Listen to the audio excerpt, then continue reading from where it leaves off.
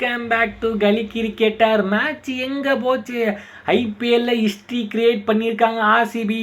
அதாவது away match 7 மேட்ச்லேயும் ஜெயிச்ச ஒரே டீம் ஆர்சிபி தாங்க. One of the fantastic match. டாஸை வின் பண்ணி ஆர்சிபி பவுலிங் போகிறேன்னு சொன்னாங்க.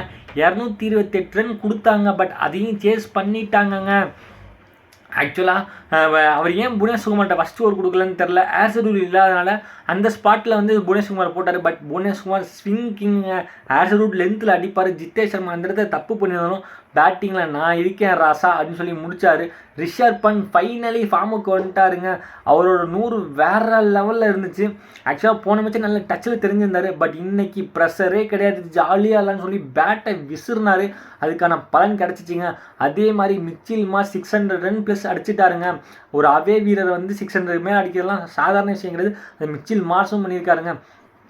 டாஸை வின் பண்ணி பவுலிங் போகிறான்னு சொன்ன ஆர்சிபி ஃபஸ்ட்டு ஒரு விக்கெட் எடுத்துகிட்டு இருந்தாலும் துஷாரா வந்து டெத் பவுலர், அவருக்கு ஃபஸ்ட்டு ஓவர் கொடுத்தோம். ஸ்விங்கிங்கை மிஸ் பண்ணிட்டார் ஜித்தேஷ் சர்மா. அப்புறம் வந்து ரிஷப் பண்ணிட்டு மிச்சில் மார்ஷும் பொழந்துட்டாங்க. எப்படி விக்கெட் எடுக்குதுன்னே தெரியல. சுயேஷ் சர்மா போகிறாரு, குருநாள் பாண்டியா போகிறாரு, செப்பர்டு போகிறாரு, புவனேஸ்குமார் போகிறாரு.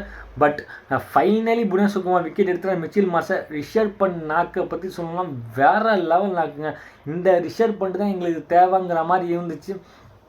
அதே மாதிரி மிச்சில் மார்ஷும் அவர் ஆடுறாருனா நம்ம ஸ்டேக் மட்டும் எடுத்து கொடுக்கணும்னு சொல்லிட்டு அவர் ஒரு சரி ஃபென்டாஸ்டிக்காக ஆனார். பட் நிக்கோலஸ் பூரானுக்கு இந்த மேட்ச் படலை. அப்படி பட்டிருந்தா 228ங்கிறது 250 போயிருந்தாலும் ஆச்சரியப்படுறதுக்கு இல்லை.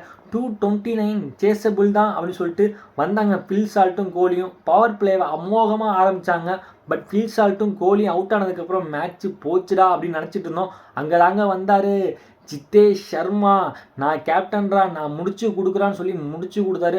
அதே மாதிரி ரிஷப் பண்ட்டையும் நம்ம பாராட்டிடணும். திக்வேஷ் போட்ட அந்த ரன் அவுட்டுக்கு நான் அப்பீல் வித்ட்ரா பண்ணிங்கன்னு சொல்லி சொல்லியிருந்தார். அந்த மனசுக்கு ஒரு வாழ்த்துக்கள். அதே மாதிரி மயங்க் அகர்வாலை நம்ம மறக்க முடியாதுங்க. எஸ், அவர் வந்து 6 அடிக்கலைனாலும் 23 பால் 44 ரன் 180 ஸ்ட்ரைக் ரேட்டில் ஆடி கொடுத்தாரு. சப்போர்ட் பண்ணி கொடுத்தாரு. கிங் கோலி 50ம் பில்சாட் நல்ல ஸ்டார்ட்டும் கொடுத்தாரு. ரஜத் படிதார் வந்து குயிஃபராக ஆனார்.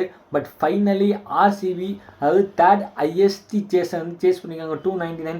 இதன் மூலமாக என்ன நடந்திருக்குன்னா குவாலிஃபை 1 ஆடுறதுக்கு தகுதி பெற்றுட்டாங்க. ஆர்சிபியும் பஞ்சாபும் குவாலிஃபை ஆடுறாங்க. ஜிடியும் எம்ஐயும் எலிமினேட் ஆகிறாங்க. அதை பற்றி நம்ம ஃபுல்லாக வீடியோவில் பார்ப்போம் அடுத்தடுத்த வீடியோவில். பட் இந்த மேட்சை பொறுத்தவரை ஃபென்டாஸ்டிக் மேட்ச் தான் சொல்லணும். ரிஷப் பண்ட் ஃபைனலி ஃபார்முக்கு வந்து இந்தியன் டெஸ்ட் டீமுக்கு கொஞ்சம் நான் சப்போர்ட்டாக இருக்கும். பட் ஜித்தேஷ் சர்மா கேப்டன்ஸ்னால் காட்டியிருக்காருங்க. உண்மையிலுமே பாராட்டக்கூடிய விஷயம். அடுத்த மேட்ச் ஆர்சலூட் வருவாரான்னு தெரில. வந்தார்னா இன்னும் ஆர்சிபிக்கு சப்போர்ட்டாக இருக்கும். பொறுத்திருந்து பார்ப்போம். அடுத்தடுத்த வீடியோவில் நம்ம அப்டேட் கொடுத்துக்கிட்டே இருப்போம். இந்த வீடியோ பிடிச்சதா லைக் பண்ணுங்கள். ஐபிஎல் பார்க்குறவங்க ஃபேன் ஷேர் பண்ணுங்கள்.